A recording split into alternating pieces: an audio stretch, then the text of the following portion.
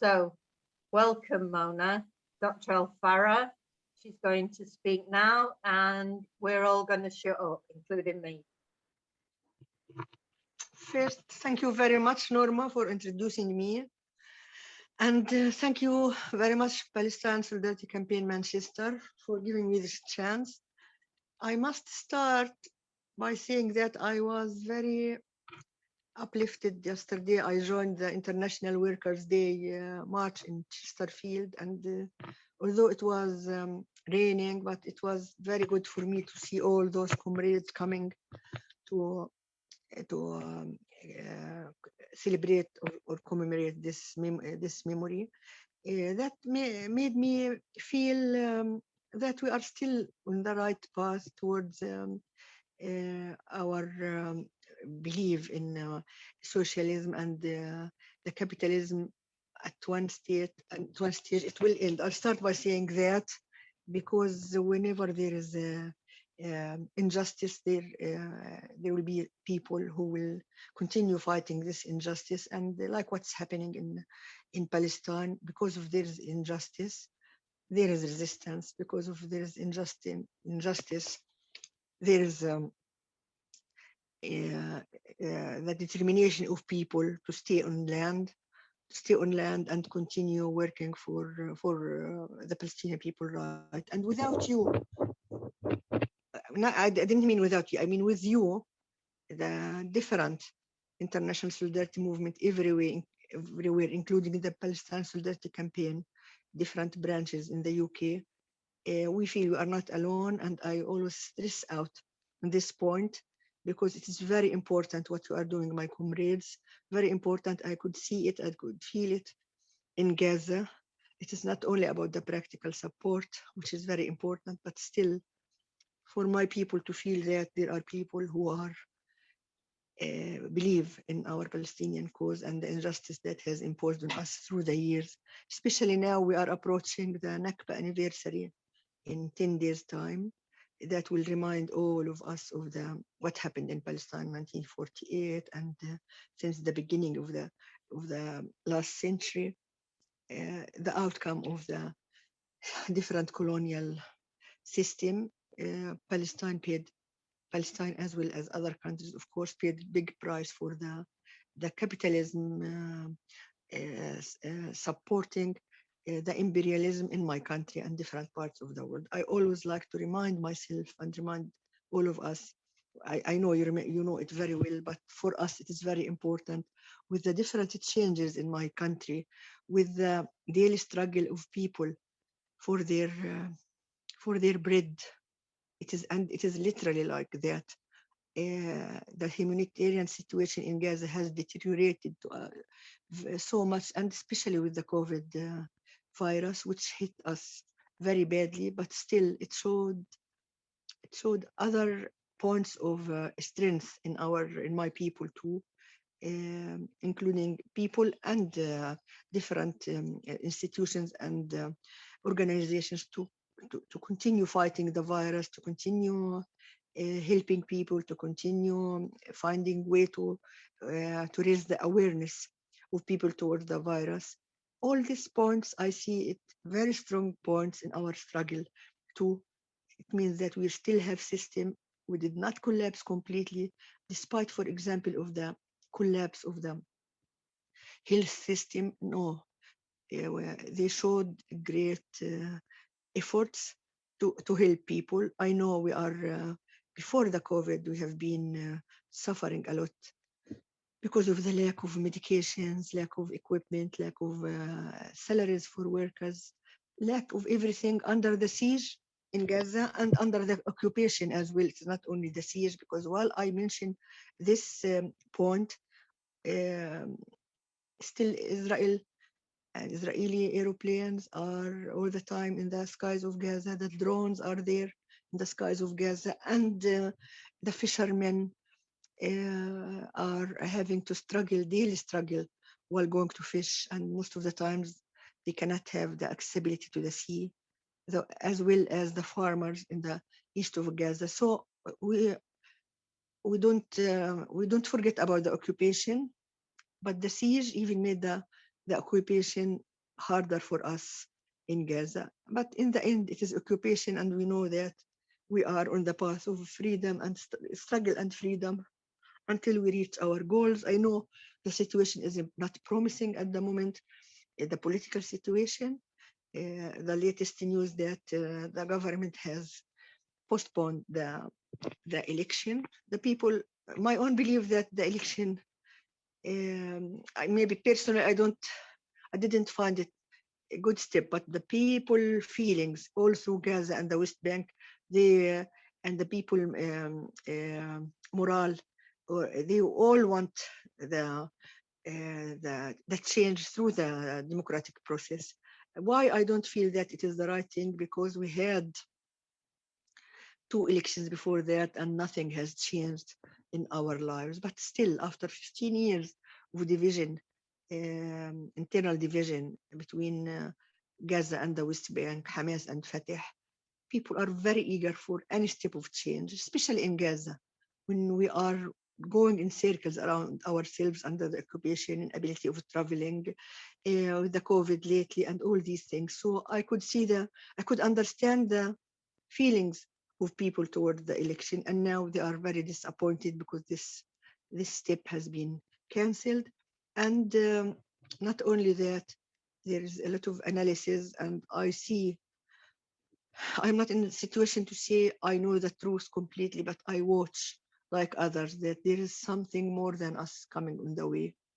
It's something planned by, again, the great power of the USA to to uh, to force some sort of solution that will lead to complete separation between Gaza and the West Bank. I can't see anything at the moment, but we can still wait and see. But people felt, the general media people feelings are disappointed because their hopes has been raised highly that the election will bring something new to Gaza, to Palestine, but now they feel back to the number 0 square, and to continue living under this very difficult circumstances. I don't want to go into details about the circumstances. You know all about it, about all the catastrophe that has been in Gaza. But what I want to say, I want to focus on 2 points: the COVID, and the other point that that the bright side of life. I call it bright side of life. So regarding the COVID, um, up till now, 50, 40, not 50, 37 to 40,000 people has been vaccinated, and we did not get up till now except 110,000 vaccination, which is very small number compared to the population. When you want to compare that of what happened on the other side, on the occupation side, the occupation that should be legally responsible for the Palestinian people health under the occupation, and this is according to the Geneva Convention, 8th of Geneva Conventions. Despite when I would like to raise this point, somebody will say Oslo Accords. No, Geneva Convention number 8 is stronger than Oslo Accords. It is very much stronger, and it says that our health is the main responsibility of the occupation. But the contrary happens. They made it very hard for us to enjoy good health in Gaza. And the vaccine, what happened with the vaccines is very shameful, and it makes me and all of us in Gaza name something new, which is the apartheid health.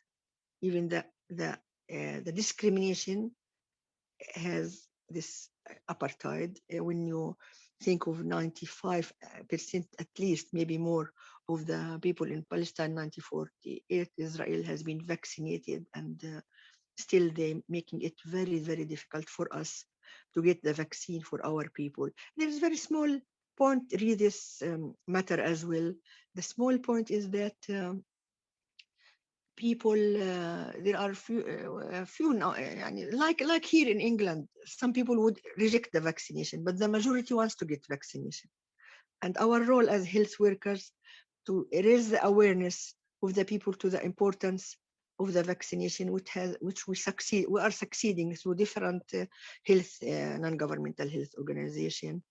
Um, so um, it is not the main idea is that we don't have enough vaccination at the moment. I have been told from Gaza that the number I mentioned, 110,000 vaccinations up till now. The other problem is small, and you face this problem in the UK as well. This is really the vaccination, but the COVID. But when we talk about the COVID, um, it is not just the disease itself, it is what's surrounding the disease, what is the social status, social and economical status of the people of Gaza. People, when the unemployment is very high and the daily workers, they have no means of life getting money when we are locked down. And at the moment in Gaza, we have 3 days, Thursday, Friday, Saturday, till Sunday morning, people are not allowed to move from one city to another. Cars are not allowed to move, but people can walk, but they cannot go to work because all the working places are closed. And this if reflect on itself on those people who had little means. That means they are going to starve if there was not a great solidarity and different organizations that support people with food at their homes. This is not enough, but this is, I'll show you how the picture is like that. So this COVID is very class virus.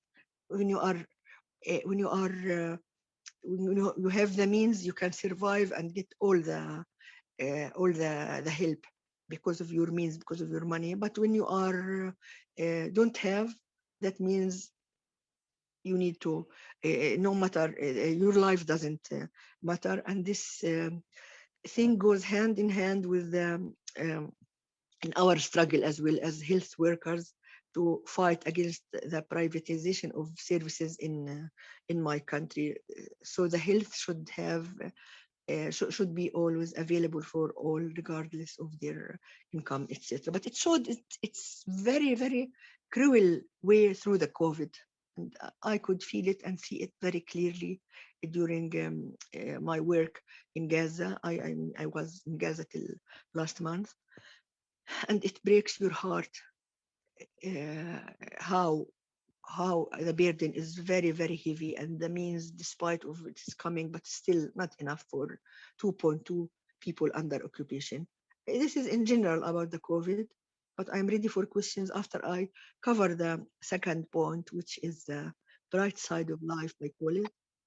Despite all of this, we managed to reach many people with hygienic parcels, with the food parcels, with the leaflets, awareness to families and people with some psychosocial activities, online activities sometimes. And the most important thing for me as MECA project director in Gaza, that we managed to finish the girls playground and center in Khuzaa village with the great help and support of the big ride for Palestine. And I am sure the PSC Manchester is very much involved with that. And here, special thank you to Owen Cooper and all the big riders for the work they are doing.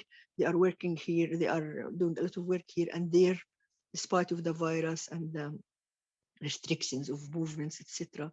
We manage, the project is ready now, and we already have started the plan of building the second project. My main, our main, the bright side of life. Our main aim is it is going to be for girls, for cycling, for sports, for the community, and it will be like a platform of awareness about health awareness, political awareness, international solidarity movement awareness, and the struggle of other people in different countries awareness, and all what community needs. This is my main goal as MECA, and as I am a part of you as well, I consider myself one of you, and I think this is our great goal, because our cause is not just a cause of we are not just for charity. There's solidarity, and solidarity not only with Palestine, with all the movements in the world that is working for peace, justice, and freedom, and for socialism. Thank you very much. And if you like to ask questions, I am ready to receive the questions. Brilliant, Mona. Thank you. 15 minutes. Brilliant. And I like the bright side of life, I must say. So that's wonderful. Now, if we can go off speaker view onto gallery view, so that I can, yeah, I've done it. And if people go into reactions and put their yellow hand up for any questions. So I've got John Nicholson first and then Julie. Hi, Mona, that was brilliant. And I love solidarity, not charity, always. It's my the best slogan.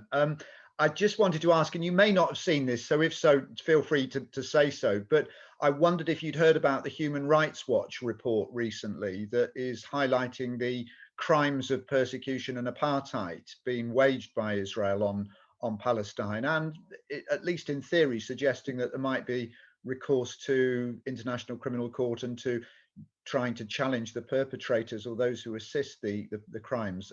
If you haven't seen it, don't worry, but I just wondered if you had.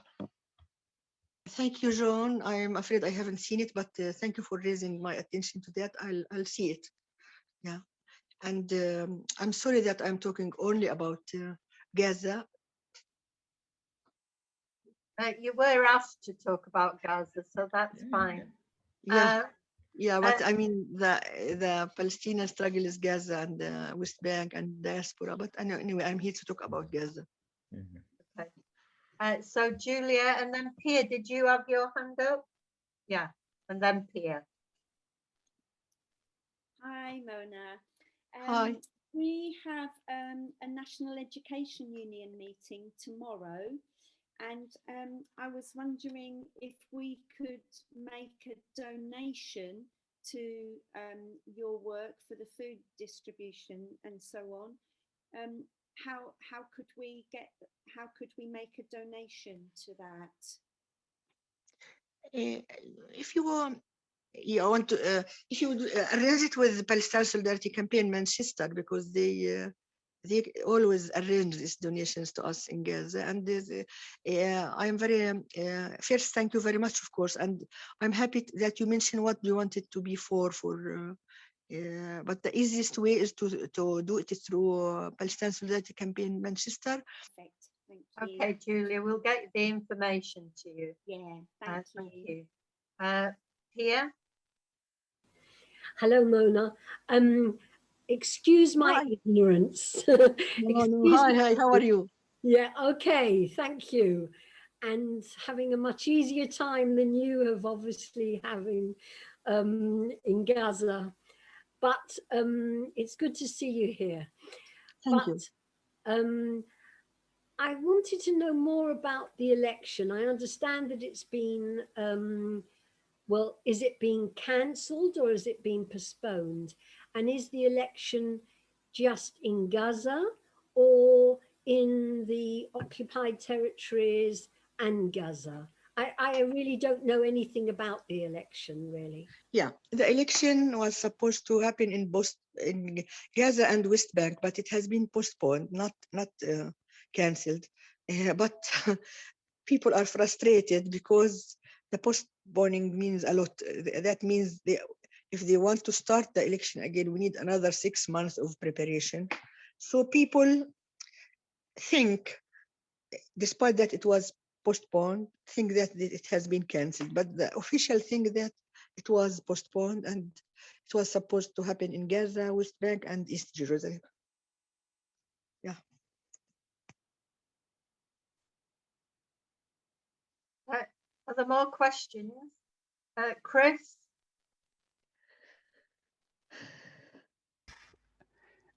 Mona, I understand that one of the reasons why the election was cancelled was because the Israelis said there could be no vote in East Jerusalem. One doesn't know to what extent this was just a mechanism, a collusion between the Palestinian Authority and the Israeli authorities to go through the process of pretending to have an election and then cancel it. But my question is, I wondered whether there are any elections at a lower level. Do you have elections at a district level, say within Gaza?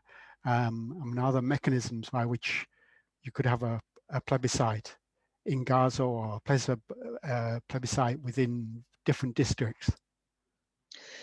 Actually, the first part of your question, the reason that the authority has declared that it's because of Jerusalem, but we as Palestinian people, we don't believe that. It was more internal clashes between the different, especially inside Fatah, because the Ramallah people thought that if they go into the election, this will they will lose the government. So we believe very strongly that it was the apparent cause was Jerusalem, because Israel never allowed election. And according to Oslo, I mean, the east part of Jerusalem was no problem about that. The other part, which is the 3,500 Palestinians who are living in the west of Jerusalem, and this happened before through the postal vote. So there was no problem directly from Israel. That's why people are angry, very angry in Gaza and the West Bank. This is the first part of the question. Another level of election, like you mean like the city councils, etc., or the there's no news about this. No news about this. I'm sorry, I don't have anything to answer about. Yeah. So, Dr. Moen, I was just curious, with the change of president in the USA from Trump, who was absolutely out of control, to Biden, who has one or two progressive Democrats within his party, is there any sense of optimism as to what might happen, or not really? Trump was a monster for the whole world, not only for Palestine, but we believe strongly in Gaza that it is American, this American policy. It is not, it will differ a little bit between this and that. Like, for example, people had a little bit optimism because he renewed the fund to the UNRWA, but no, the American policy is the same. We don't have very great expectations of the American towards our cause. Mona, could I just ask, we've been doing a lot of organising and work to stop harm in Israel, and especially against Elbit. And I wondered in Gaza if the drones are still going, if the bombing is still happening, and also if there is any link directly that you know of to the Elbit system. There's no direct link, but the drones are still going in the skies of Gaza. It is daily in the skies of Gaza, but no link between. Sorry, I didn't understand your question, the link. What did you mean by link? Just to know whether you actually knew whether the drones were made by Elbit systems, or that it's just that, you know, you just know that there's drones and bombing. No, we know very well, and we distribute this knowledge to all the grassroots people, with the grassroots, the youth, and we know about your work as well, protesting against the Elbit factory. People are very well informed about this in Gaza, but there's no official link except between me and you, and I pass the message to others. That's all. Are there any other questions? Here, and then John, and then that's the end. Okay. With such a, it's a question about the vaccination. With such a restricted number of vaccines being permitted to get through, what system of vaccination have you decided on in Gaza? Okay, thank you. First, the number of vaccination are very limited till now. Yeah. 2.2 million people, and the vaccination that has arrived Gaza 110,000 vaccinations. They started with the Sapotinica, which is the Russian one, but now there are some Pfizer and AstraZeneca as well. So it is mixture. But Israel doesn't, because we get it through the WHO, but via Israel. So Israel did not give permission. It is very, very slow process, if you understand what I mean. Very, very slowly going. Are you prioritizing health workers for vaccination first, or have you decided? They started like everywhere in the world with the health workers and the people who are in direct contact with the population. Then the 60 years, above 60 years. This is general policy. It is WHO policy. Ah, right. It's not specifically for Gaza. At the moment, I have heard that they are starting with the less age group. So it is not specific, tailored for Gaza. It is the international policy, health policy according to the WHO. Fine. Thank you. John, did you want to say something quickly?